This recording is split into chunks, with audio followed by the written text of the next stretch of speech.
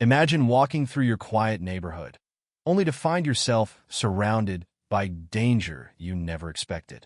This is the incredible story of Margaret Baker, an elderly woman who became the target of a group of ruthless attackers.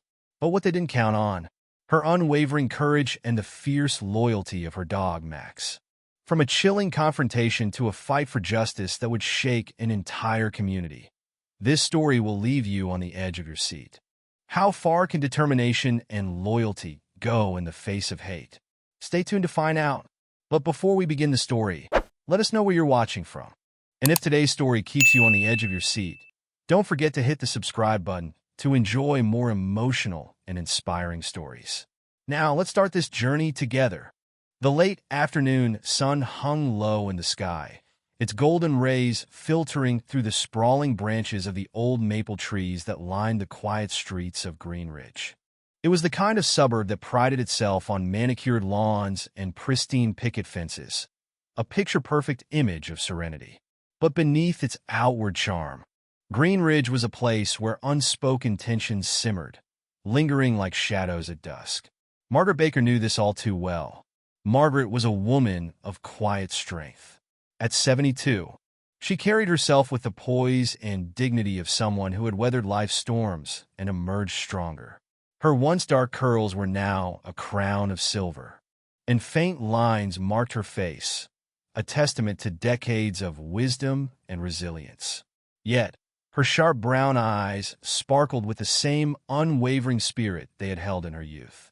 Clasped around her neck was a delicate gold pendant, a cherished gift from her late husband, Henry, a man whose laughter still echoed in her memories. Margaret touched the pendant gently as she adjusted her wide-brimmed hat, its edges worn from years of use. "Ready for our walk, Max?" she called, her voice soft but steady. From the doorway bounded Max, her loyal Rottweiler. He was a magnificent creature, broad-shouldered and muscular, with a gleaming black coat that seemed to shimmer in the sunlight. His eyes, deep and intelligent, looked up at her with an unwavering trust. At her side, Max was more than just a companion.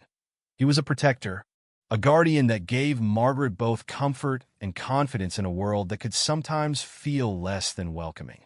Margaret attached the leash to Max's collar, and the pair stepped off the porch of her modest brick house, a home she had shared with Henry for nearly 40 years. As they strolled down the sidewalk, the rhythmic sound of Max's paws meeting the pavement seemed to match the slow, steady beat of Margaret's heart. For Margaret, this daily walk was more than routine.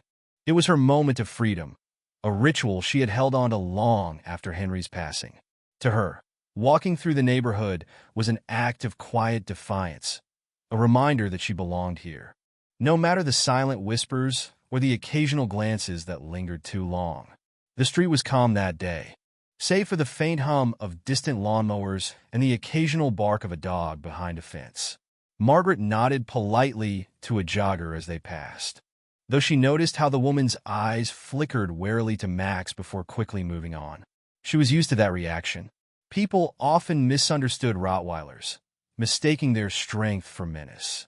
But Max, Margaret knew, had a heart as loyal and gentle as any companion she'd ever had. They continued down Magnolia Lane, a shaded path that Margaret had always loved. The leaves of the towering trees rustled gently in the breeze, and for a while, everything felt peaceful, almost perfect. Max sniffed curiously at a lamppost before trotting back to her side, his tail wagging slightly.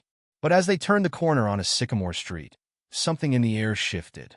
It started subtly, like the faint chill that precedes a storm. Max's ears perked up, his posture stiffening as his sharp gaze turned to the street behind them. Margaret frowned, slowing her pace and glancing back. A white pickup truck idled a little too far down the road, its engine rumbling low and steady. She couldn't make out the faces of the people inside, but she could feel their eyes, watching. "Come on, boy," she murmured, gripping Max's leash a little tighter. They continued walking, Margaret forcing herself to keep her stride calm and measured. Still, the truck didn't move. It crawled forward at a pace so slow it felt deliberate, its tires crunching against the gravel at the road's edge. Max let out a low growl, a deep, rumbling sound that made Margaret's spine straighten. "It's all right, Max," she whispered, though her heartbeat had quickened. Margaret glanced at the houses around her. The neat rows of suburban homes felt strangely far away, their windows staring back at her blankly, offering no comfort. She had lived here long enough to know that appearances could be deceiving. Greenridge was beautiful on the surface, but to Margaret, it had always been clear that some of its residents viewed her presence as an anomaly. She'd felt it in the lingering stares at the grocery store, in the clipped greetings from neighbors who were friendly enough, but never quite warm. "Afternoon, ma'am," a voice called suddenly, shattering the quiet. The truck had pulled up alongside them now, and one of the men leaned out the window. He was young, with a smirk on his face that didn't reach his cold, narrowed eyes. "Nice dog you've got there. But he's got a mean bite, huh?" Margaret's steps faltered for only a moment before she straightened her back and kept walking, her chin tilted upward. Max remained by her side, his growl growing louder. "Just keep moving," she said under her breath, more to herself than to Max. Another voice chimed in from the truck, this one harsher. "Where you headed so fast, Grandma? Don't be rude. We're just being friendly." Friendly. Margaret had heard that tone before, the kind of friendly that dripped with mockery. She didn't bother looking back. She'd lived long enough to know that responding to men like this only gave them what they wanted. "Let's go, Max," she said firmly. The truck's engine revved slightly, and laughter echoed behind her as the vehicle crawled forward again. Max's body was tense, his muscles coiled as though ready to spring. Margaret tightened her grip on the leash. "Not yet, boy," she murmured, her voice steady despite the unease curling in her stomach.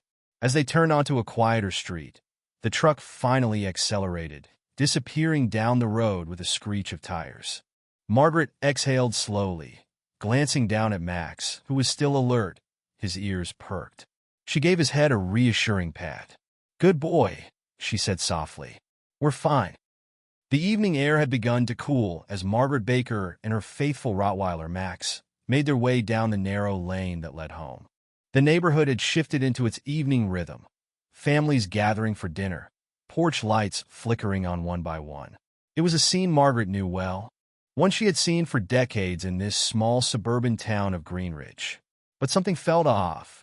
Max's body moved in steady sync with Margaret's stride, but his ears remained perked, his posture tense. Margaret, though determined not to let the earlier encounter rattle her, found herself glancing over her shoulder more often than usual. Something wasn't right. As they approached a bend in the road, Margaret heard it again, that low, grumbling hum of an engine. Her stomach dropped. The same white pickup truck she had seen earlier turned onto the lane behind them, its headlights slicing through the deepening twilight. It crawled forward at an agonizing pace, almost as if it were stalking them. Max stopped, his head snapping toward the sound. A low growl rumbled deep in his throat, vibrating through the leash and into Margaret's hand. She tightened her grip, more to steady herself than the dog. "Easy, boy," she whispered softly, though her own pulse quickened. Margaret turned slightly, her gaze catching the truck's windshield. The windows were rolled halfway down, and inside, she could make out 4 figures, young men with broad shoulders and cocky slouches. Their faces were obscured by shadows, but their laughter was sharp and deliberate as it drifted toward her. "Evening, ma'am," one of them called, his voice ringing out with exaggerated cheer. "Out for a stroll with your little pup there?" Margaret's jaw tightened, but she said nothing. She knew their kind, the bravado, the smugness, the sense of invincibility. It was the same poison she had faced in her younger years, back when the world's cruelty had been far less subtle. "Keep moving, Margaret," she muttered to herself, her tone calm but firm. She tugged Max's leash lightly, urging him forward. The truck rumbled closer, the engine revving before settling again. Margaret didn't have to look to know they were still following her. "Hey, nice jewelry," another voice called out, cutting through the quiet street. This one was sharper, laced with mockery. "Bet that necklace is worth something, huh?" Margaret felt her hand instinctively brush against the pendant at her throat, the last gift her husband, Henry, had given her before he passed. A rush of anger flared in her chest, but she forced it down. "Not today," she whispered under her breath. "You don't get to take that from me." "Ah, she's ignoring us," another man jeered. The truck came to a halt just ahead of her, blocking the sidewalk. The doors opened with sharp creaks, and all four men climbed out, their boots crunching against the pavement. Margaret stopped, her heart pounding in her chest.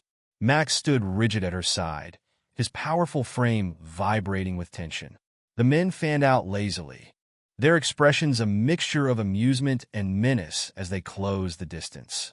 The tallest of the group, a wiry man with a face that was all sharp angles and narrow eyes, smirked as he approached. "Come on now, we're just saying hi. No need to be so stuck up." Margaret straightened her back, her chin held high. She had faced down far worse than these fools in her lifetime. "You've said enough?" she replied, her voice steady and clear. "Now step aside." The man's smirk faltered for a moment before twisting into something crueler. "Feisty for an old lady, aren't you?" He stepped closer, his eyes flickering to the necklace. "Let's not make this harder than it needs to be. Just hand over that pretty little chain, and we'll be on our way." Max let out a sudden, ferocious bark that echoed down the empty street. The men flinched instinctively, their confidence faltering. The wiry man sneered, stepping back only slightly. "Whoa, calm down, Cujo," he muttered, though his voice had lost some of its earlier edge. "You don't want to do this," Margaret warned, her grip tightening on Max's leash. The Rottweiler's growl deepened, his body coiled like a spring, ready to strike.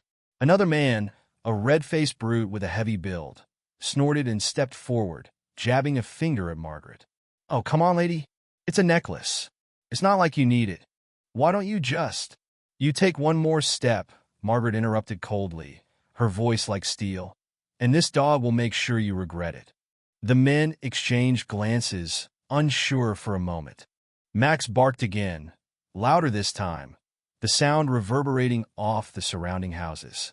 His teeth were bared, his stance unmistakably protective. "Is this one all bark and no bite?" The red-faced man scoffed, though his voice wavered. "She's bluffing." "Try me," Margaret said softly, her gaze unflinching. The wiry leader's face darkened. "We don't have time for this. Grab the necklace, and let's go." As the men edged closer, Max erupted into motion. The leash strained against Margaret's grip as the dog lunged forward, his growl exploding into a snarl. The red-faced man stumbled back, nearly losing his footing. "Jesus, get that thing away.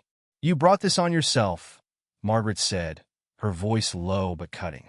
The wiry leader swore under his breath, his earlier bravado evaporating. "Come on," he barked at the others. "We'll find easier pickings." One of the younger men hesitated, his gaze flickering nervously between Max and Margaret. "She's not worth the trouble, man. Let's go." The red-faced man cursed but followed suit, backing away with his hands raised defensively. Max stood his ground, growling steadily until all four men retreated to the truck. The leader paused at the door, his face twisted in anger. "You'll regret this, old lady," he spat before climbing inside. The engine roared to life, and the truck peeled away, tires screeching against the asphalt. Margaret didn't move, her hand steady on Max's leash as she watched the truck disappear around the corner. Only when the silence returned did she allow herself to exhale. Max pressed his head against her leg, his tail wagging faintly as if to reassure her. "Good boy," she murmured, bending down to stroke his fur. "You were ready, weren't you?" She glanced around, noticing the stillness of the street. A neighbor's window curtain twitched slightly before settling back into place. She knew someone had seen, but, as always, no one had come outside. Margaret straightened, her expression resolute. "Let's get home, Max." The pair walked back in silence, but Margaret's mind raced. Those men had underestimated her, and more importantly, they had underestimated Max. But she knew this wasn't over. The threat had emerged, and something told her it would return. As Margaret stepped on her porch and turned the key in the lock, she whispered under her breath, "They picked the wrong woman." And Max, ever loyal, sat at her feet, watching the street with vigilant eyes as if he already knew. This was just the beginning. The house felt safe. For now. The sturdy walls and locked doors seemed to offer some reprieve from the unnerving encounter with the men in the truck. Margaret Baker sat in her favorite chair, near the living room window, cradling a mug of chamomile tea. Outside, the street lay still, bathed in the pale glow of streetlights. Max lay sprawled on the rug at her feet, though his head remained lifted, ears flicking at every distant sound. Margaret glanced at the clock. 8:10 p.m. The evening, once routine, now felt tainted. Her mind replayed the encounter, the men, their sneers, their taunts. She could still hear the growl in Max's throat, feel the leash straining against her grip as he protected her. "You knew, didn't you?" she murmured, looking down at him. Max's eyes lifted to meet hers, dark and alert. Margaret had never doubted Max's instincts. From the day she brought him home as a pup, there had always been a quiet understanding between them. Henry had called him the good boy with a soldier's heart. Tonight, Max had proven just how true that was. She sipped her tea, letting its warmth soothe her, but her mind wouldn't settle. She couldn't shake the feeling that the men would return, that this wasn't over. And Max, ever in tune with her moods, seemed to sense it too. His tail gave a faint thump on the rug, his head turning toward the window, as if watching for something Margaret couldn't see. The following morning broke clear and bright, as if nothing had happened. Margaret pulled on her walking shoes, still determined to maintain her routine. Her late husband Henry had always said that routines kept a person grounded, no matter what life threw at them. "Ready for our walk, Max?" she called. The Rottweiler leapt to his feet, his tail wagging as he padded to her side. Margaret clipped his leash onto the collar, and together they stepped out onto the porch. For a moment, Margaret paused, surveying the street. Nothing seemed out of place. The quiet suburban homes sat lined in neat rows, their yards blanketed with dew, curtains drawn against the early morning sun. "Just another day," she muttered under her breath. But her eyes lingered on the corner where the white truck had disappeared the night before. They started down Elmwood Avenue, Margaret's favorite street. The air was fresh and crisp, and Max moved at an easy pace, his nose exploring the scents on the ground. Everything seemed fine until Margaret spotted something out of place.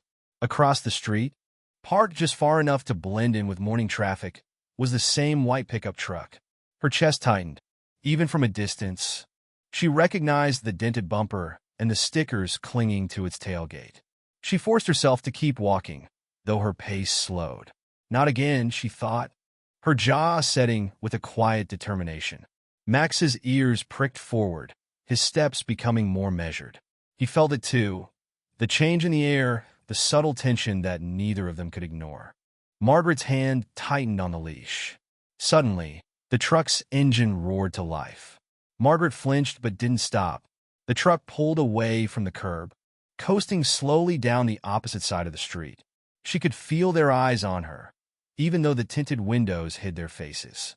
Max's growl was low and steady, building in his chest like the rumble of distant thunder. The truck sped up, cutting across the intersection before squealing to a stop a block ahead of her. For doors opened.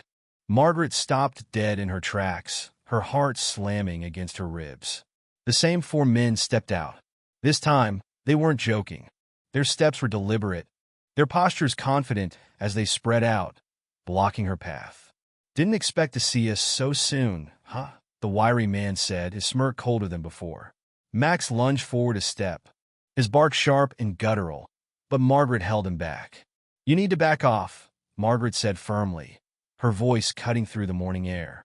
"You've got no business here." "Business?" The red-faced man sneered. "Our business is with you, lady. We didn't get what we came for yesterday." The man to the left of him, shorter and stockier, snorted with laughter. "Yeah, that dog of yours put on a nice little show, but he's not going to scare us off this time." The four of them took slow steps closer, fanning out like wolves around prey. Muck snarled, his body coiled and rigid, his teeth bared as his growl grew louder. It was a sound of warning, a sound Margaret knew they should heed. "Listen to me," Margaret said, her voice steely. "You're about to make a mistake you'll regret." The wiry man tilted his head, mocking her calm demeanor. Oh yeah? And what's the old lady gonna do? Call for help? You're already being watched. Margaret shot back, glancing pointedly at a nearby lamppost. A security camera, one she had known about for years, sat perched near the top, its lens aimed down at the street. You're on camera right now. The red-faced man hesitated for a split second, his eyes darting toward the pole. But the leader didn't budge. Doesn't matter, he growled, his smirk replaced with something harder, meaner. Cameras don't bite, lady. That dog, though. He took a step closer, extending a hand as if daring Max to attack. Max's reaction was immediate. A snarl erupted from deep in his chest, and he lunged, the leash snapping taut as Margaret held him back with every ounce of strength she had. I said, back off! Margaret's voice boomed with an authority that seemed to catch them off guard. The wiry man froze mid-step, clearly startled by the sheer force of her tone. Max barked again, louder this time, his body a vibrating coil of muscle and fur. The other men hesitated, glancing between Margaret, Max, and the camera she had pointed out. This ain't worth it, man, one of them muttered, his voice uneasy. She's bluffing about the cameras, but this dog. Shut up, the leader barked back, though his voice had lost some of its edge. Max's barking didn't stop. It filled the street, echoing off the houses and breaking through the quiet calm of the morning. Neighbors were starting to peek through their blinds now, catching glimpses of the scene unfolding. The red-faced man cursed under his breath. Let's just go, man. The wiry leader's gaze locked on Margaret, his expression twisted with frustration. You'll see us again, he spat, pointing a finger at her. You can't hide behind that mutt forever. He turned sharply, motioning for the others to follow him. Reluctantly, they climbed back into the truck. The engine roared to life, and the tires screeched as they sped away, leaving Margaret and Max standing alone in the middle of the street. For a long moment, Margaret didn't move. Her hand trembled slightly on Max's leash, but her eyes were steady as she watched the truck disappear down the road. You did good, Max, she murmured, reaching down to stroke his head. He leaned into her touch, his growl finally fading. Margaret straightened her back and turned toward home. She knew this wasn't the end. Those men would be back. Of that she was certain. But she also knew something else. As long as Max was by her side, she would be ready for them. The house seemed quieter than usual that night. Margaret Baker sat by the window, watching as the last rays of sunlight faded behind the treetops. The day had left her restless, and though she didn't often admit fear, a familiar unease crept into her thoughts. The encounter that morning still played on repeat. The men, their words, the slow circling, and Max's barks that had rattled the calm neighborhood. Max lay at her feet, his massive frame curled up on the rug, though his ears twitched at every small sound. He was waiting too, ready for something Margaret hoped wouldn't come. You're my guardian, aren't you, boy? She murmured, reaching down to run her fingers over his soft fur. Max opened one eye at her voice, his tail thumping faintly. I don't know what we'd do without you. She leaned back, glancing at the clock. It was nearing 9 p.m., an unusually late hour for her to feel so awake. The town was settling into its nightly rhythm, curtains drawn and porch lights flickering on. For all its flaws, Greenridge still wore the illusion of safety like a cloak. Margaret considered going to bed early. Maybe tomorrow would be better. But then Max lifted his head suddenly, his ears perking, his entire body going rigid. A low growl bubbled in his throat. What is it? Margaret whispered, her heart leaping into her chest. She followed Max's gaze to the window. Outside, across the street, shadows moved along the curb. 4 figures. Her breath hitched. The men. They were back. They crept along the edge of the street like predators, their movements deliberate and calculated. One of them, she recognized the wiry leader from earlier, waved the others forward as they crossed the lawn toward her house.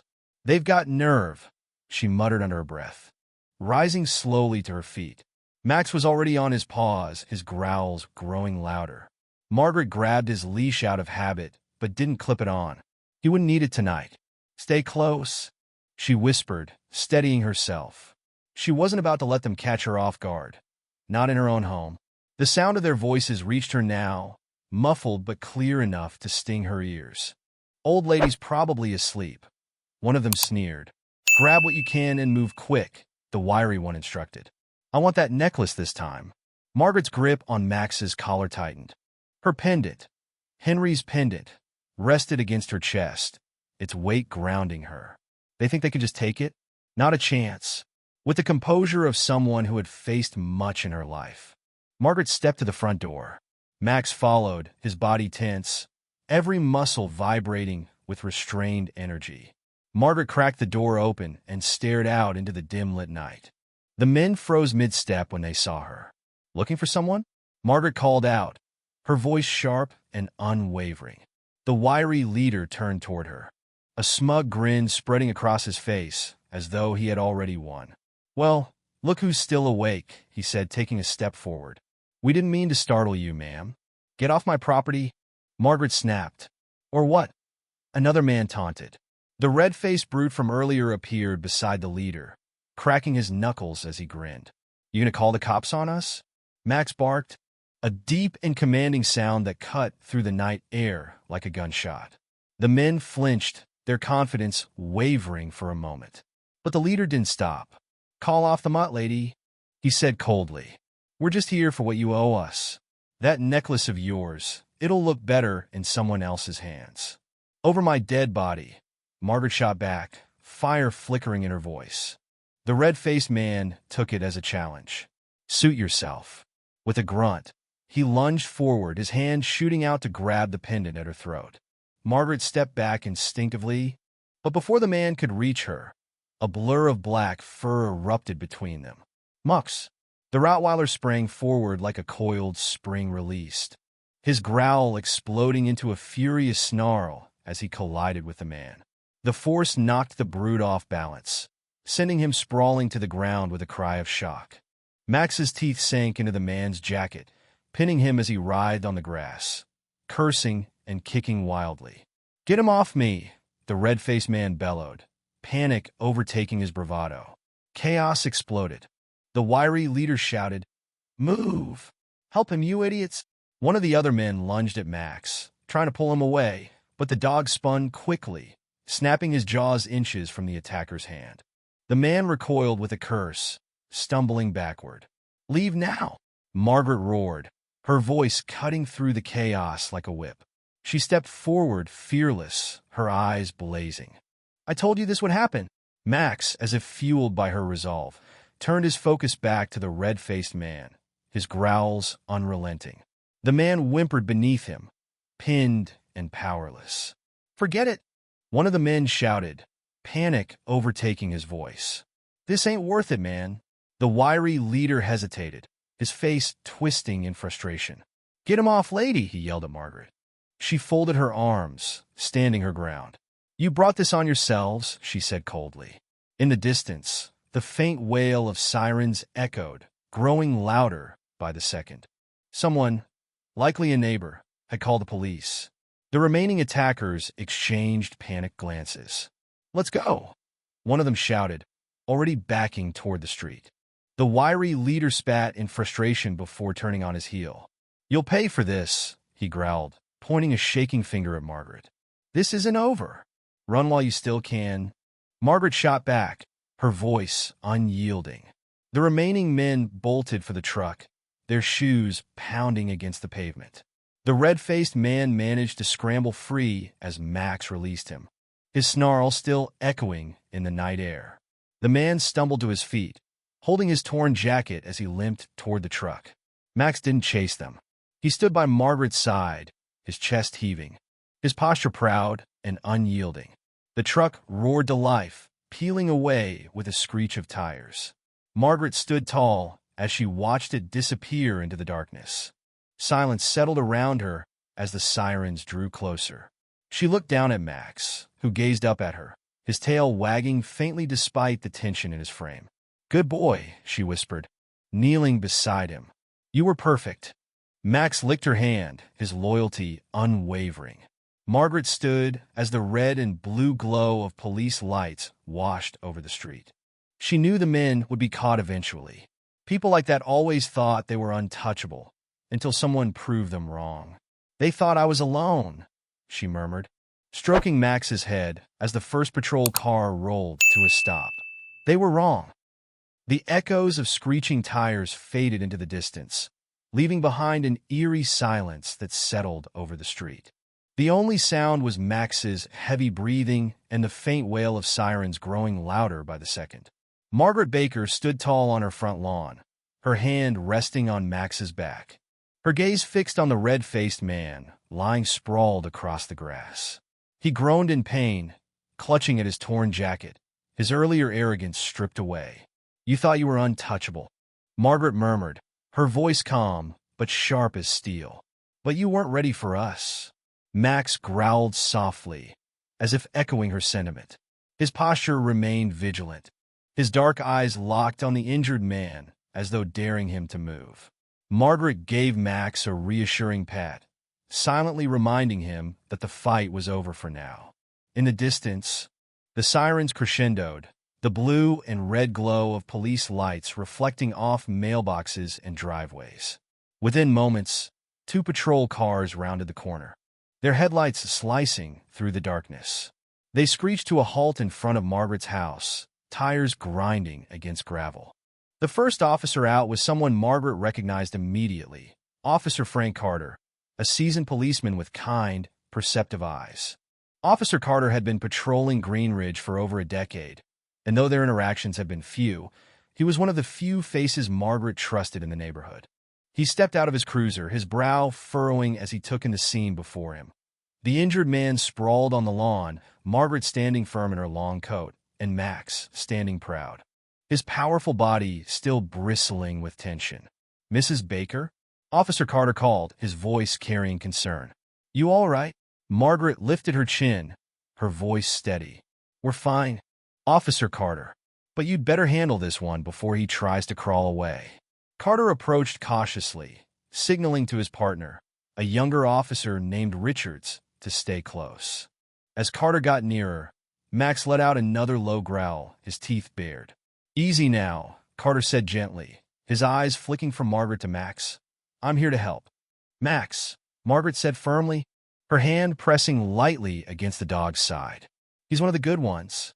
At her command, Max's growl subsided, though he didn't take his eyes off the man on the ground. Carter raised an eyebrow, visibly impressed as he knelt beside the attacker, who was now groaning louder. "What happened here?" Carter asked, pulling out a pair of handcuffs as he rolled the man onto his stomach with practiced ease. "He and his friends happened," Margaret replied sharply. "They came back tonight to rob me again. I warned them to leave, but they didn't listen. This 1 inch," she gestured at the red-faced man, "lunged at me. Max took care of the rest." Carter whistled softly under his breath, glancing back at the Rottweiler, who sat obediently at Margaret's feet. "That's one loyal dog you've got there." "The best," Margaret said simply, pride softening her tone. As Carter clicked the cuffs around the man's wrists, Richards finally joined him, a flashlight in hand. The young officer swept his beam over the yard, catching glimpses of the trampled grass and the torn fabric of the man's jacket. "Looks like he got more than he bargained for," Richards muttered, wrinkling his nose. "More than he deserved?" Margaret replied firmly. "Did you see where the others went?" Carter asked, rising to his feet as Richards hauled the groaning man upright. "They ran like cowards," Margaret said, crossing her arms. "Sped off in that beat-up white pickup truck of theirs. You won't have to look far to find them." Carter nodded, jotting down notes in a small leather notebook. "We'll get them, Mrs. Baker. Count on that." He glanced at Max again, shaking his head in disbelief. "I've seen a lot in this town, but I've never seen a dog take down a man like that. Your Max is a hero tonight." Margaret reached down to scratch Max behind the ears. The Rottweiler leaned into her touch, his tail giving a faint wag. "He's my protector," she said softly. "I wouldn't be standing here if it weren't for him." Carter looked between the two of them and nodded in understanding. "Well, let's make sure this guy doesn't get away with what he and his friends try to pull." He turned to Richards, his tone turning brisk. "Get him in the car and radio for backup. I want every patrol looking for that pickup truck." "Got it," Richards replied, dragging the man toward the back of the squad car. The attacker muttered something under his breath. But Richards ignored him, shoving him unceremoniously into the back seat before slamming the door. Carter turned back to Margaret, his expression softening again. I'll need you to give a full statement at the station tomorrow. For tonight, though, I'd recommend locking up and getting some rest. You've had a long day. Margaret inclined her head. I'll come by first thing. Carter paused, his eyes lingering on her for a moment. You know, Mrs. Baker, most folks would have been too scared to stand their ground. You and Max, you've got guts. Margaret allowed herself a small, satisfied smile. Sometimes, Officer Carter, you've got no choice but to stand tall. You let fear win once, and it'll keep coming back. Carter gave her a look of admiration. Well said. You call me if you see that truck again, or anything else out of place. Understood? Understood, Margaret replied. As the officers climbed back into their cruisers, the red and blue lights began to fade, leaving the street in darkness once more. Margaret watched as the squad car, carrying the attacker, disappeared down the road, taking with it the remnants of the night's chaos. Turning back toward the house, she felt the familiar weight of Max's presence beside her. He moved in step with her, his head held high, as though knowing he had done his job. Inside, Margaret locked the door with care before leaning back against it, releasing a long breath she hadn't realized she'd been holding. Max sat by her feet, watching her with those deep, knowing eyes. You saved me tonight, boy, she whispered, kneeling to press her forehead gently against his. They didn't stand a chance with you here. Max licked her hand in response, his tail thumping softly against the floor. Margaret smiled faintly, exhaustion finally beginning to seep in. Come on, she said, rising to her feet. Let's get some rest. We'll need our strength for what's coming. She switched off the lights and climbed the stairs, Max trailing faithfully behind her. Outside, the neighborhood was quiet again, as if the night had swallowed the tension whole. But Margaret knew better. The fight wasn't over, and those men weren't done yet. As she lay in bed, Max curled up at the foot like a silent sentry. Margaret stared at the ceiling, the glow of the street lamp casting faint patterns across the room. They thought I was weak, she whispered into the stillness. But they don't know me. Max let out a soft huff, as though agreeing. With that final thought, Margaret closed her eyes, already preparing for the next battle. The sun had barely risen when Margaret Baker stepped out of her front door the next morning, Max close by her side. The events of the previous night lingered heavily in her mind, but her resolve was unwavering. She knew her next step: go to the police station and make sure those men were held accountable. Margaret was dressed in a simple navy coat, her posture straight as ever. Max, alert but calm, trotted beside her, his black coat gleaming in the early light. As they approached the waiting taxi parked at the curb, Margaret gave a reassuring pat to his head. You'll hold down the fort while I'm gone, won't you, boy? She said softly. Max's tail gave a faint wag as he sat obediently by the door. Ma'am, you sure you don't want me to bring him along? The taxi driver asked, noticing Max's intense gaze on the car. Margaret smiled faintly. Not today. Max's had enough excitement for 1 week. She climbed into the back seat, and the driver pulled away, leaving Max perched on the porch, watching her leave like the loyal sentinel he was.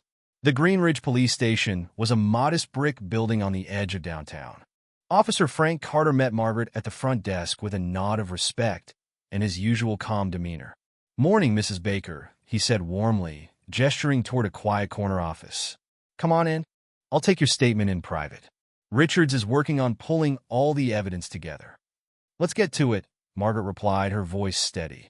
She wasn't here to waste time. Carter led her into the office, where the blinds were drawn against the morning sun. A faint hum of activity came from the rest of the station. Phones ringing, officers walking briskly past. But in the small room, everything felt still. Take a seat, Carter offered, setting a notepad and recorder on the desk. Margaret obliged, folding her hands in her lap as he took a seat across from her. All right, Mrs. Baker, Carter began, clicking on the recorder. Tell me what happened last night, starting from the beginning. Margaret exhaled slowly and began recounting everything. Her words were clear and precise, her voice unwavering. She told Carter about the men returning, how they had circled her house like predators, and how one of them had lunged at her, intent on ripping the necklace from her neck. Her tone sharpened as she spoke about Max, how he had leapt into action without hesitation, pinning the man to the ground, holding him there until the police arrived. Carter didn't interrupt, though his pen moved steadily across the notepad, capturing every detail. When Margaret finished, there was a moment of silence. Carter looked up, his expression thoughtful. "That dog of yours might have saved your life," he said softly. "Not many people can say they've got a guardian like him." Margaret's lips curled into a small, proud smile. "Max doesn't leave my side. I wouldn't have it any other way." Carter nodded, leaning back in his chair. "Your statement lines up with what we've got so far. The good news is, one of those cameras across the street caught the whole thing. Richards and I reviewed the footage early this morning." Margaret's brows lifted slightly. "And what did it show?" "Everything," Carter replied. "It's grainy, but clear enough.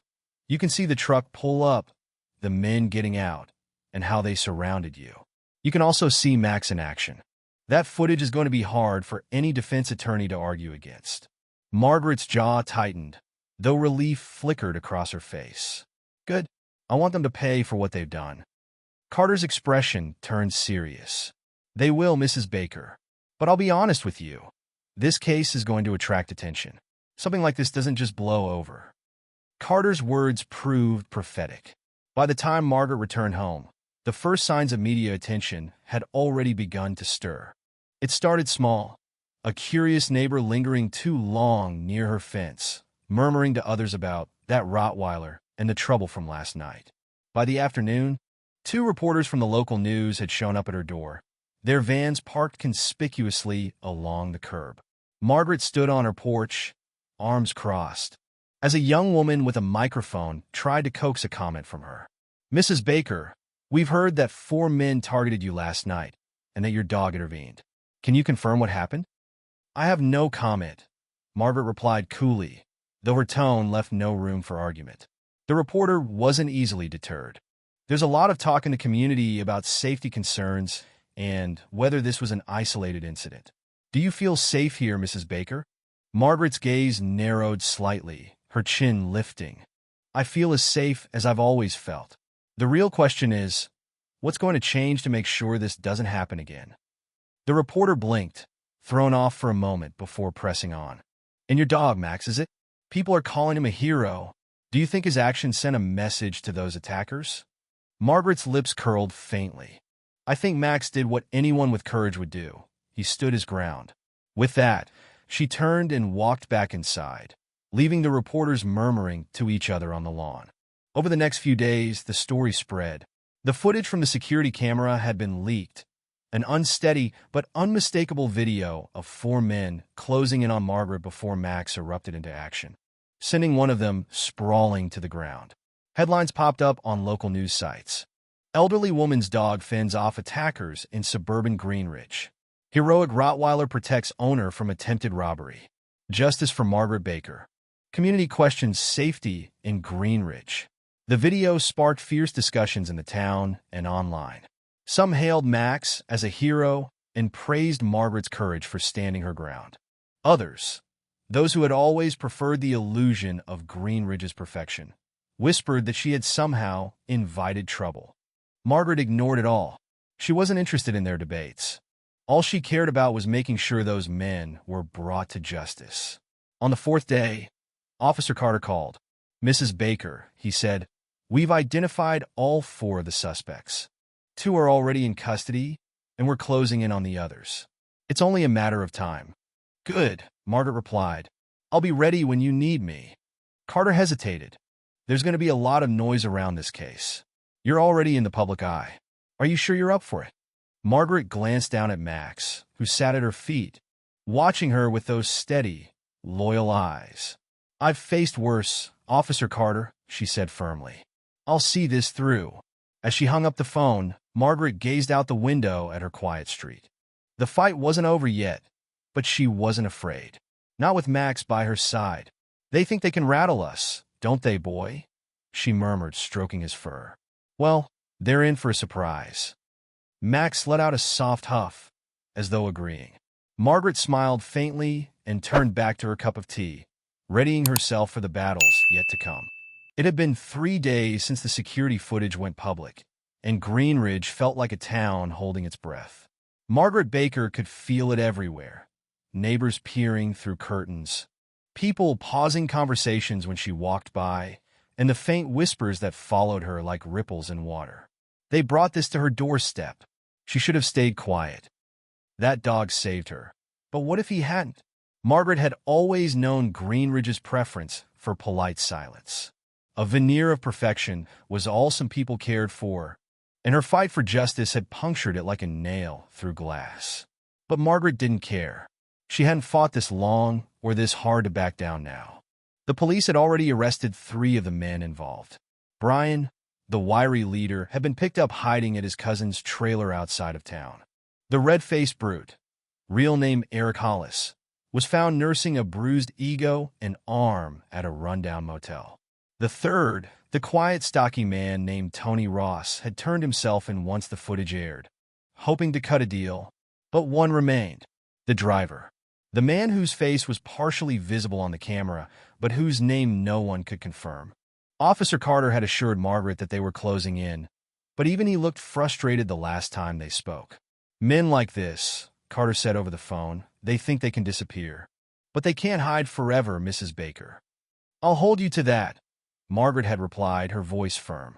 The morning was cold and crisp as Margaret walked Max along the park trail near her home. It was a route she hadn't taken since the attack, but she refused to let fear dictate where she went.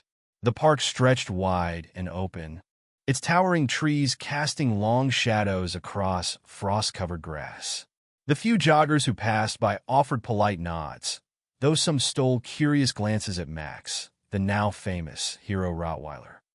Let them look, Margaret muttered softly, scratching Max's ear. You're worth the attention, boy. Max's tail wagged faintly, but his posture remained alert. Margaret noticed it immediately. His ears pricked forward, his nose twitching as he sniffed at the cool morning air. His steps slowed, becoming cautious. What is it? Margaret asked, her heart quickening. Max stopped abruptly, his nose pointing toward a thick patch of trees off the trail. He growled low, a sound that Margaret recognized all too well. Something wasn't right. Margaret scanned the area, but saw nothing out of place. Just shadows, leaves, and the faint rustle of branches swaying in the breeze. Max, it's probably a squirrel, she said, though doubt crept into her voice. But Max didn't budge. His growl deepened, and then, without warning, he tugged hard against the leash, pulling her toward the trees. Mux, Margaret hissed, struggling to hold him back. Slow down. The dog ignored her command, his powerful body moving like a predator on a mission. Margaret had no choice but to follow, her feet crunching over leaves as Max led her deeper into the thicket. Her breath fogged in the cold air as she squinted ahead. That's when she saw it. A shape crouched low behind a tree, half hidden in the underbrush. A man. Margaret's heart skipped a beat. The driver. Even from a distance, she recognized the hunched figure. His clothes were dirty, his face partially obscured by a hood, but there was no mistaking him. Max barked, a sharp, furious sound that shattered the quiet of the park. The man's head snapped up, his wide eyes locking with Margaret's for a brief moment before he scrambled to his feet. Stop right there, Margaret shouted, her voice carrying across the trees. The man bolted. Max, go. Margaret let go of the leash. The Rottweiler surged forward like a bullet, his muscular frame cutting through the underbrush as he tore after the fleeing man. Margaret followed as quickly as she could, her heart pounding in her chest, her breath ragged as she pushed herself to keep up. She could hear the man cursing ahead, stumbling over roots and snapping branches as Max closed the gap. The dog barked again, closer this time, and Margaret knew he was almost on him. Get away! Get away! The man screamed. Margaret burst through the trees in time to see Max leap, his jaws clamping onto the man's pant leg. The man yelped as he crashed to the ground, his arms flailing as he tried to crawl away. But Max held firm, growling fiercely as he pinned the man down, his teeth just inches from the man's calf. "Call him off," the man shouted, his voice shaking. "I'm not fighting. I give up." Margaret emerged from the trees, her chest heaving as she glared at him. "You didn't give me that choice the other night," she said coldly. "Max, hold." At her command, Max stopped pulling but remained firmly over the man, his growl rumbling like a warning. Margaret pulled her phone from her coat pocket with trembling hands and dialed Officer Carter's number. "Mrs. Baker?" Carter answered quickly. "I found him," Margaret said, her voice steady despite the adrenaline. "The driver. He's at the park. Max has got him pinned." Carter didn't waste a second. "Stay where you are. I'm on my way." It didn't take long for the squad cars to arrive, their sirens piercing the morning stillness. Officers poured into the park, led by Carter, who sprinted toward Margaret with his hand resting on his holstered weapon. "Mrs. Baker," Carter called, slowing only when he saw the scene before him. Max standing guard over the man, who lay still on the ground, his hands raised in surrender. Margaret turned to Carter, her expression firm. "There's your man." Carter stared for a moment, his admiration for Max evident before he motioned to his team. "Get him cuffed and in the car," he barked at the other officers. Two policemen approached cautiously, one muttering, "Remind me never to mess with a Rottweiler." As they hauled the driver to his feet, he shot Margaret a venomous glare. "You're crazy, you know that? That damn dog." Margaret cut him off, her voice sharp. "That dog saved my life, and now he's just helped put you where you belong." Carter chuckled faintly as he walked over to Margaret, shaking his head in disbelief. "You weren't kidding when you said Max is something special." Margaret bent down to stroke Max's back as the dog wagged his tail, finally relaxing. "He's more than special, Officer Carter. He's family." Carter grinned. "Well, thanks to your family, Mrs. Baker, all four of them are off the streets." "You did it." Margaret stood tall, a faint smile on her face as she watched the last police car pull away, the driver in custody. The fight wasn't over yet, not with the trial still looming, but for the first time in days, Margaret felt like justice was within reach. "Let's go home, Max," she said softly. The Rottweiler wagged his tail, his mission complete. Together, they turned back toward the trail, leaving behind the shadows of the park and stepping into the light of a new morning. The courtroom buzzed with low murmurs as people filed in, taking their seats on the hard wooden benches. The air carried the weight of anticipation, thick and heavy. Sunlight streamed through the tall, arched windows, but its warmth did little to lighten the tension that hung over the room. Margaret Baker sat at the front with Officer Carter nearby, his presence a quiet reassurance. She wore her best navy dress and the same pendant that had sparked the attacker's greed. Its gold glinted faintly in the light, a symbol of both her resilience and the memories of her late husband, Henry. At her feet, Max lay quietly, calm but watchful. A special arrangement had been made for him to accompany her to the trial. The judge had agreed, saying the dog's role was unquestionably central to the events under examination. His presence, silent yet powerful, was a reminder to all in attendance of what had unfolded that fateful night. The bailiff called the court to order, and Judge Ramirez, a stern woman in her 60s with sharp eyes, entered, her robe flowing behind her. "All rise," the bailiff announced. The defendants, Shane Porter, Eric Hollis, Tony Ross, and Jake Turner, sat at the defense table, their expressions ranging from defiant to subdued. The wiry Porter sat rigid, his gaze darting around the room as though searching for a way out. Hollis, the red-faced brute, scowled and stared at his hands. Ross slumped in his seat, avoiding eye contact, while Jake Turner sat slightly apart, his posture tense but resigned. "This court is now in session," Judge Ramirez said, her voice carrying authority. "We will hear opening statements." The prosecution began with Jessica Newell, a sharp and eloquent attorney with an air of quiet confidence. She stood before the jury, her voice clear and deliberate. "Ladies and gentlemen, what you will hear over the course of this trial is a story of violence, prejudice, and entitlement," she began. "Four men targeted Mrs. Margaret Baker, believing her to be vulnerable. They underestimated her, and they underestimated Max, the loyal guardian who stood by her side. Jessica gestured toward Margaret and Max, who remained poised and calm. But their mistake didn't end there. The evidence, security footage, witness testimony, and the confessions you will hear will prove beyond a doubt that these men acted with intent, malice, and cowardice. The defense attorney for Porter stood next, his suit impeccable and his tone smooth. What happened was an unfortunate misunderstanding that spiraled out of control, he said, his words carefully chosen. Yes, there was poor judgment, but my clients had no intention of causing harm. And let's not forget, emotions and perceptions can cloud the truth. Margaret's jaw tightened, but she stayed still. Beside her, Max shifted slightly, his eyes locking onto the defense table, as though sensing their feeble attempt to rewrite what had happened. The trial moved swiftly into witness testimony. Officer Carter was called first, describing the scene he encountered that night. Margaret standing firm, Max guarding the attacker sprawled on the ground.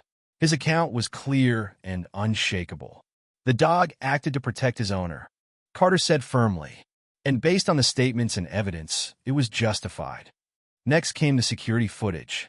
The grainy video played on the large screen, capturing the exact moment the four men surrounded Margaret. The jury watched in silence as the attack escalated. The men's aggressive movements, Margaret's calm defiance, and Max's explosive charge as he leapt at Hollis, saving his owner from harm. Gasps rippled through the courtroom as the footage ended. It was impossible to deny the sequence of events. Margaret had been targeted, and Max had been her defender. Then came Margaret's turn. The courtroom quieted as Jessica Newell called, "Mrs. Margaret Baker, please take the stand." Margaret rose with dignity, her steps steady as she approached the witness stand. Max remained by her seat, his gaze following her every move as though ready to act if needed. She placed her hand on the Bible and swore to tell the truth before sitting down, her back straight, her face composed. "Mrs. Baker," Jessica began, her tone gentle but firm, "can you tell us, in your own words, what happened on the night in question?" Margaret inhaled deeply, then began to recount her story. Her voice never wavered as she described the walk with Max, the first encounter with the white truck, and how the men had returned later that night. "They surrounded my home like they were hunting prey," she said, her eyes narrowing at the memory. "When they lunged at me, Max acted. He did what any loyal companion would do. He protected me." Her words rang with quiet strength, each sentence deliberate, each detail vivid. The jury sat captivated, their eyes fixed on the elderly woman who had faced down four men without losing her resolve. The defense attorney tried to chip away at her testimony.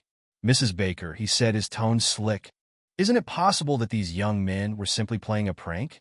A little misunderstanding that got out of hand?" Margaret's sharp gaze pinned him in place. "A prank," she repeated, her voice cutting. "They tried to rip the necklace off my neck. They told me I didn't matter, that no one would care what happened to me. That doesn't sound like a prank to me." The defense attorney faltered, caught off guard by her unflinching response. "But your dog, didn't his actions escalate the situation unnecessarily?" Margaret's eyes flashed. "No, their actions escalated it." Max stopped it. The final turning point came when Jake Turner, the driver, took the stand. He had agreed to cooperate with the prosecution in exchange for leniency. Nervous and fidgeting, he avoided the glares of his former friends as he spoke. "Brian said it would be easy," Jake muttered, his voice barely above a whisper. "He told us we'd scare the old lady, grab her necklace, and be gone in minutes. Said no one would care. We didn't think," he trailed off, looking at Margaret before dropping his gaze. "We didn't think she'd fight back."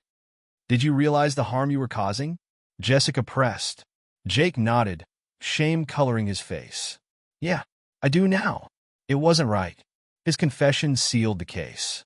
As the trial drew to a close, Jessica gave her final argument. "These men thought they could prey on someone they saw as weak," she said, her voice ringing through the room. "But they misjudged Mrs. Baker and Max. And now they must answer for their actions." The defense sputtered its last attempts to soften the narrative, but it was clear the jury had already made up its mind. As Margaret sat quietly, Her hand resting on Max's head, she felt a sense of closure building inside her. She had spoken her truth, and the world had heard it. Now justice would have its say. The courtroom was silent, so still that Margaret Baker could hear the faint hum of the ceiling fans and the soft shuffle of papers as the judge adjusted her notes. The jury had returned after hours of deliberation, and every person in the room seemed to hold their breath. Margaret sat in the same seat she had occupied throughout the trial, Max resting faithfully at her feet. He had been a silent yet unwavering presence every day, his loyalty like armor shielding her from the weight of the stares, whispers, and memories. Today, more than ever, she needed him there. Across the room, the four men sat at the defense table. Shane Porter, the wiry ringleader, looked pale but defiant.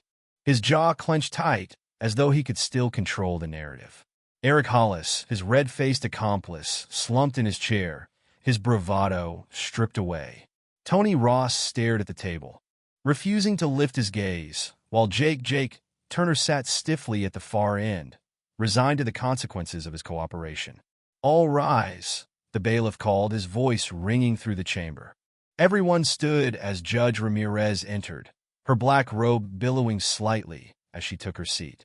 Her sharp gaze scanned the room, lingering briefly on the defendants before settling on the jury foreman, a middle-aged man with kind but serious eyes. "Mr. Foreman," Judge Ramirez said, her voice steady, "has the jury reached a verdict?" "We have, Your Honor," the foreman replied, holding up a folded piece of paper. "Please read the verdict." The foreman rose, unfolding the paper with deliberate care. The room seemed to shrink, every eye focused on the slip of paper in his hands. Margaret gripped the edge of the bench, her fingers steady despite the faint tremor in her chest. In the case of the state versus Shane Porter, Eric Hollis, Tony Ross, and Jake Turner, the foreman began, his voice clear, "We, the jury, find the defendants guilty of all charges, including attempted robbery, assault, and intimidation." A ripple of murmurs swept through the gallery, quickly silenced by a sharp look from the judge. Margaret exhaled slowly, her shoulders relaxing for the first time in days. Beside her, Max's head lifted slightly as though sensing the shift. She reached down, brushing her fingers across his fur. The foreman continued, reading each charge in detail, repeating the same word over and over, "Guilty." For every man, on every count. Shane Porter's face tightened with anger, his hands curling into fists on the table. Eric Hollis muttered something under his breath, his face redder than ever, while Tony Ross sat frozen, his mouth slightly open as though he hadn't expected this outcome. Jake Turner, the driver, lowered his head, his shoulders slumping further with every word. When the verdicts were finished, Judge Ramirez gave a firm nod. "Thank you, members of the jury. Your duty here is complete." The jurors began to file out, but Margaret kept her eyes fixed on the judge, waiting for what came next. Justice had been spoken, but sentencing would cement it. Judge Ramirez turned her sharp gaze to the defendants. "Shane Porter, Eric Hollis, Tony Ross, and Jake Turner, you have been found guilty by a jury of your peers. This court will now proceed with sentencing." The room grew impossibly quieter as the judge shuffled her notes. "Shane Porter," she began, her tone unyielding, "as the ringleader of this attack, you bear the greatest responsibility. You orchestrated the targeting of an innocent woman and acted with malicious intent. Your behavior was deliberate, calculated, and cruel. You are hereby sentenced to 12 years in state prison, with no possibility of parole for the first 8 years. Porter's face blanched, his defiance cracking like glass under pressure. A murmur ran through the gallery again, this time tinged with approval. Judge Ramirez continued without pause. "Eric Hollis and Tony Ross, your roles in this crime cannot be ignored. You both willingly participated, escalating the threat and violence against Mrs. Baker. You are each sentenced to 10 years in state prison, with no parole eligibility for 6 years." Eric swore loudly, earning a reprimanding glare from his attorney. Tony Ross finally looked up, his expression a mixture of shock and disbelief. Finally, Judge Ramirez turned to Jake Turner. "Mr. Turner, she said, her voice slightly softer, though still firm. While your cooperation aided the prosecution and showed some remorse for your actions, your involvement remains undeniable. You were sentenced to 5 years in state prison with eligibility for parole after 3 years. Jake nodded faintly, his face pale. He said nothing as the weight of the judge's words settled on his shoulders. With the sentences declared, Judge Ramirez straightened in her chair. This case highlights the importance of accountability in our justice system. Let it serve as a warning to anyone who believes they can target the vulnerable without consequence. Her gavel struck sharply, signaling the end of the proceedings. This court is adjourned. As people began to file out of the courtroom, Margaret remained seated, watching as the 4 men were led away in handcuffs. Porter shot her one last venomous glare over his shoulder, but Margaret didn't flinch. She simply met his stare with a calm, unshakable resolve. You thought I was weak, she thought. You thought no one would care. You were wrong. Officer Carter approached as the courtroom emptied, his expression one of quiet admiration. Well, Mrs. Baker, it's over now. They won't be hurting anyone else for a long time. Margaret gave a small nod, her hand resting on Max's head as the dog sat obediently at her side. Justice was served, she replied, her voice steady. That's all I wanted. Carter crouched to scratch Max behind the ears. And you, Max, you might just be the bravest dog I've ever met. Max wagged his tail faintly, his dark eyes still watchful, as though ready to face whatever came next. As Margaret rose to leave, reporters clustered near the courthouse doors, their voices rising in a chorus of questions. She ignored them, stepping into the crisp afternoon air with Max walking proudly beside her. On the way home, Margaret let herself finally breathe. Sitting in the back of the taxi, she gazed out the window, watching the town roll by. The weight that had settled on her chest for weeks had finally begun to lift. When the car pulled up to her house, Margaret stepped out, Max bounding eagerly ahead as though they had never been gone. She paused on the porch, looking out at her quiet street, the same street where the attack had begun. It looked peaceful again, almost unchanged. But Margaret knew better. It had changed because she had proven something, not just to herself, but to the world. No one gets to silence us, do they, boy? She said softly, looking down at Max. He wagged his tail, leaning against her side, his loyalty as constant as ever. Margaret smiled faintly and stepped inside, closing the door behind her. The battle was over, but its victory would echo for years to come. Justice had been served, and Margaret's voice, her truth, had been heard. The neighborhood was quiet again, almost too quiet. But it was a different kind of silence, one that no longer carried the weight of unspoken judgment or indifference. Margaret Baker felt it every time she stepped onto her porch. The eyes that once watched her with skepticism now held something else, something she hadn't expected: respect. It had been a week since the verdict was handed down. Green Ridge was returning to its slow suburban rhythm, but a subtle shift lingered in the air. The story of what had happened, the attack, the trial, and Max's heroics, had become more than gossip. It had forced the community to take a hard look at itself. Margaret noticed it first during her walks with Max. It was a crisp morning when she decided to resume their daily routine through the neighborhood. She clipped Max's leash to his collar and stepped outside, breathing in the cool air. The streets stretched ahead of them, familiar yet changed. "Ready, boy?" she asked. Max wagged his tail, trotting beside her as they made their way down Elmwood Avenue. As they passed neighbors' houses, Margaret caught sight of familiar faces. The Johnsons, a family 2 doors down, were outside on their porch.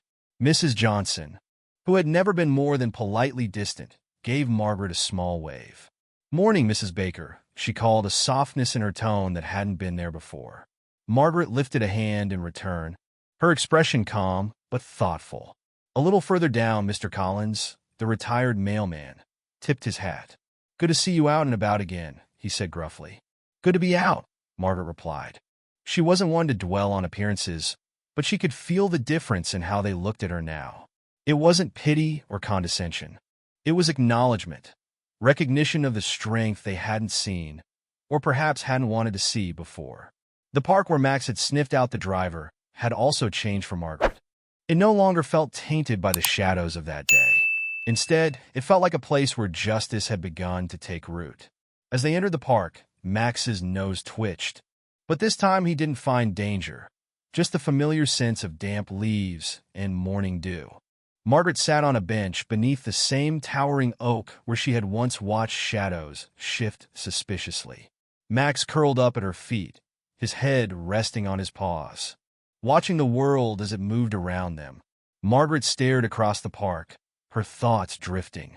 The attack had brought so many uncomfortable truths to the surface, not just about her neighborhood, but about society as a whole. How easily people dismiss someone they deemed unimportant. How many turn a blind eye, assuming someone else would step up. But in the quiet aftermath of it all, she had proven that standing up, no matter how daunting, mattered. "They underestimated us, Max," she said softly, her voice carrying only between the two of them. "They thought I was weak because of my age, because of who I am, and they were wrong." Max's ears perked, as though he understood. Margaret continued, her voice calm but resolute. "It isn't enough to pretend these things don't happen. If we don't speak up, nothing changes. The world will always have its cowards and bullies, but it's up to people like us to show them they can't win."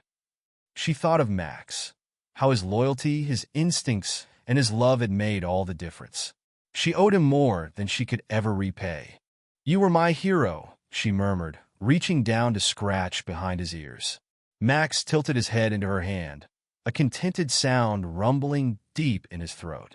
On their way home, Margaret noticed something new on her front steps, a small bouquet of white flowers tied with twine. She frowned slightly, bending to pick it up. A handwritten note was tucked between the stems.